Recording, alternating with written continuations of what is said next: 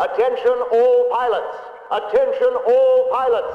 Prepare for takeoff. This is not a drill. Hello pilots, this is Rockwolf signing in. Welcome back to the channel and welcome back to the weekly Star Wars Squadrons debriefing. For our third installment, I decided to change things up a little bit, so let me give you a heads up what you can expect in this video. Usually the weekly debriefing is a way of keeping you guys in the loop about all new information and updates we got from Motive's new Star Wars game. But even though we did actually get some interesting new details, the overall information flow is slowed down considerably. Well, guess we are all waiting for the next big information chunk, maybe in the form of the next pilot briefing, aka the community transmissions, the CTs for Star Wars Squadrons. Maybe it's about time we start making PB1 memes, I don't know. Seriously though, it's not unexpected that the information flow has dried up a little bit. The game has only been revealed a few weeks back and the information we got alongside the 2 official trailers was actually massive. Also, the community team, Jay Ingram and Kevin Johnson, aka Charlemagne and Total FPS, have been phenomenal on social media. They did answer and clarify a lot of questions while also taking note of some interesting inquiries they couldn't answer yet to bring them up with the team. For this video, I've summarized what I am asked most often during my streams and in the social networks. We will deal with these 5 key questions here. Which bundles will there be? What about a beta? Isn't there any hope for post-launch content, although Motive somehow ruled that out for now in the moment? What about private matches? And what kind of game mechanics will there be in the game for teams, squadrons and clans? Alright, let's dive right in. Interestingly enough, yes, that's actually the question I get asked the most.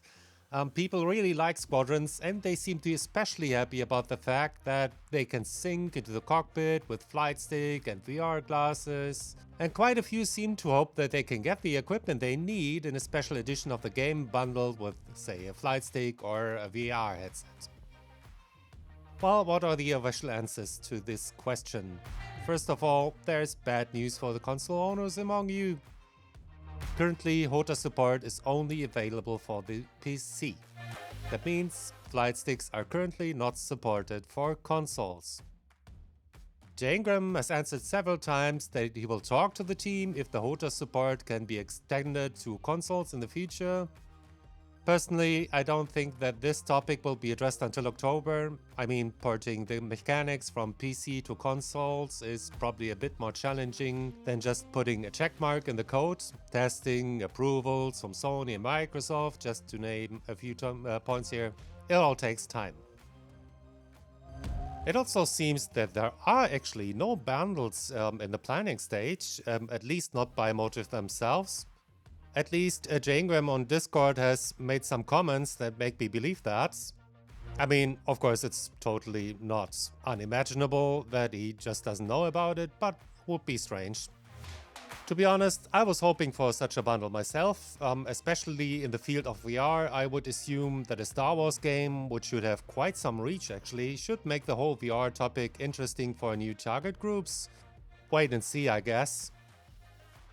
So what would be my advice if you had hopes for such a bundle? Totally up to you, of course, but I ordered on PS4 for now.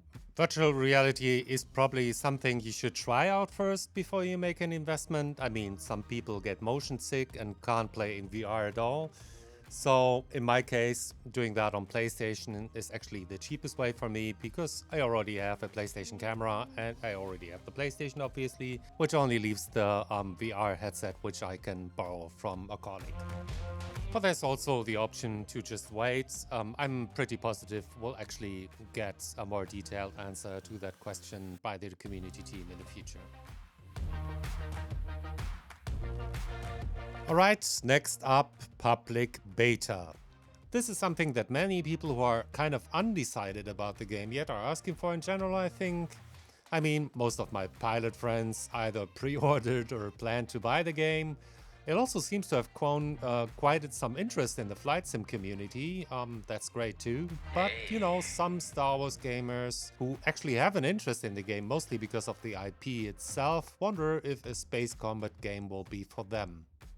I mean, with all the details, we got things like skill gaps, learning curves, and ranked PvP modes. That's obviously something that has us pilot mates excited, but some more casual gamers may seem to be a bit reluctant to some degree. So what answers do I have for you? Well, in short, we don't know. Jay Ingram said, nothing I can share to this question on Discord. Let's not read too much into that, but you know, nothing I can share doesn't mean no if you ask me. I also checked with EA's playtesting sites to see if they had an official playtest scheduled or something. And while there has been a schedule up in the past, currently it doesn't show any schedule at all. So guess we'll just have to wait and see. Alright, so next up, the topic that will probably be with us for Squadrons lifecycle. The question, will there be post-launch content or not? If you are following Squadrons topics around the social medias, there's a lot of speculation and wish listing going on. People do have brilliant ideas about what could be added to the game. I mean, the possibilities are enormous. Game modes, hero ships, different eras, etc. Seriously guys, I'm not saying there aren't opportunities here, of course they are enormous, but EA Motive is taking a different approach with this game. Let me just show you two interviews Frazier gave to Polygon and Game Informer around the time the reveal trailer launched, and I think it will get pretty clear what the approach is.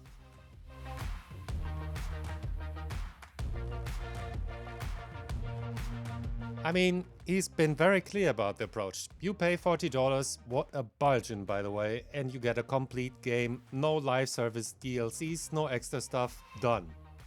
Yes, he did say in another interview that's not to say we will never add anything, but trust me when I say this as someone who has made content about a neglected game mode for years.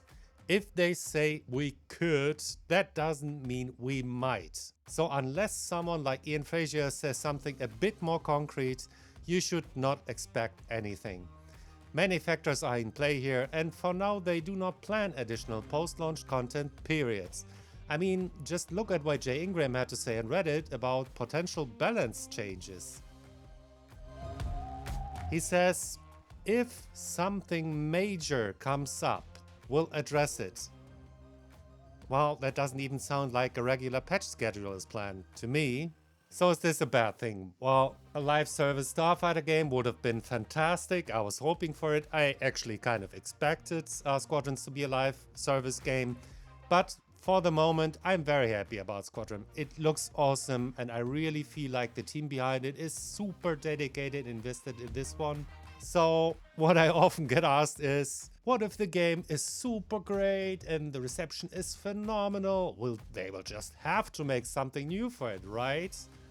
No, unfortunately, it's not as easy as that in my opinion. I mean, look at Starfighter Assault. It's been critically acclaimed and for actual pilot mains. So not your average Battlefront player or content creator. It was a masterpiece. And how many content did it get? Exactly. So for now, my answer and advice to this question is stick with what they said. Don't set yourself up for disappointment.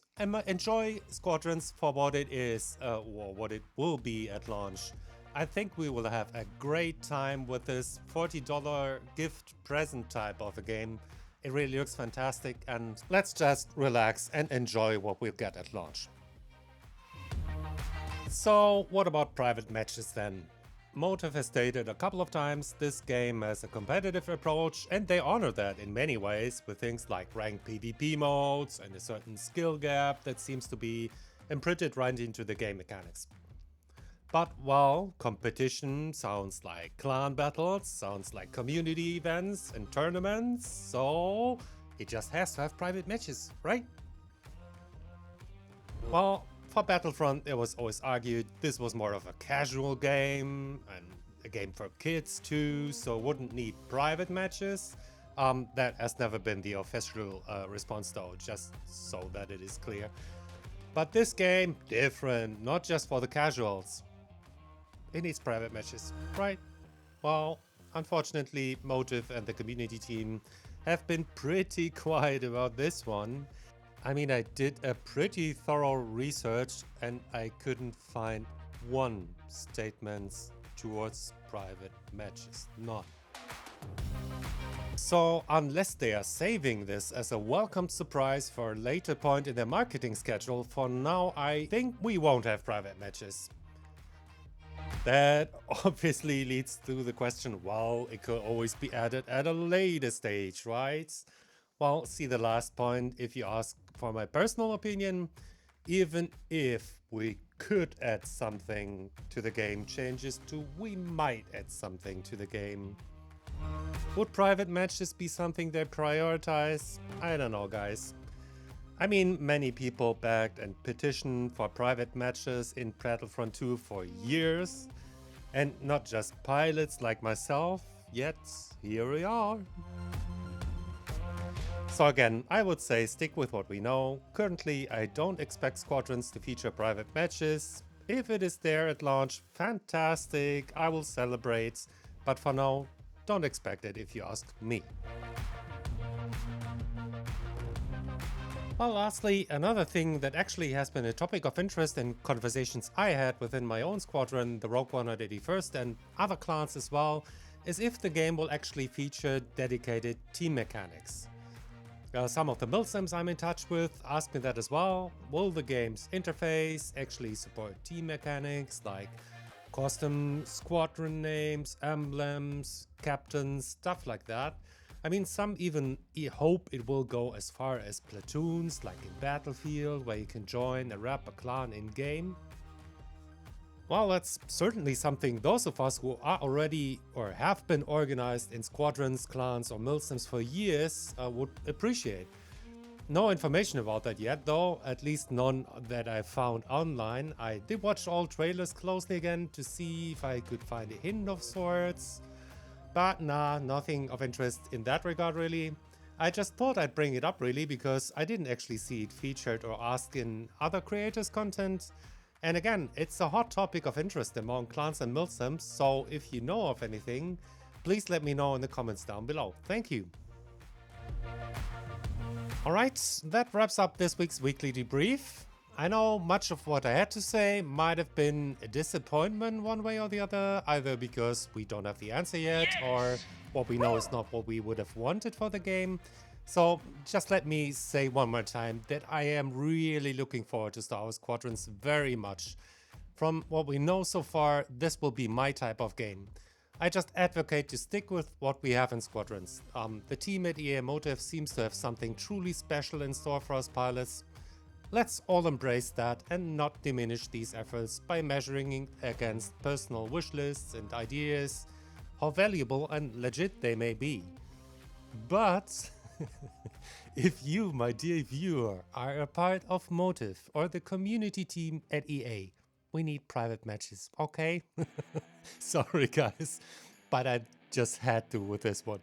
Anyway, thank you so much for tuning in today. I hope you guys appreciate the longer runtime for this one. I kind of figured it was necessary. We will do another Q&A live stream soon, so do subscribe if you haven't already to get notified. I mean, 70% of all viewers have been new to the channel on my last Squadrons videos, so guys, hit that button and join the Wolfpack. Leave a like on the video, that always helps with visibility on YouTube. Thanks again so much for tuning in today. This is Rogue Wolf signing out, see you in the next one, and like always, may the Force be with you, always.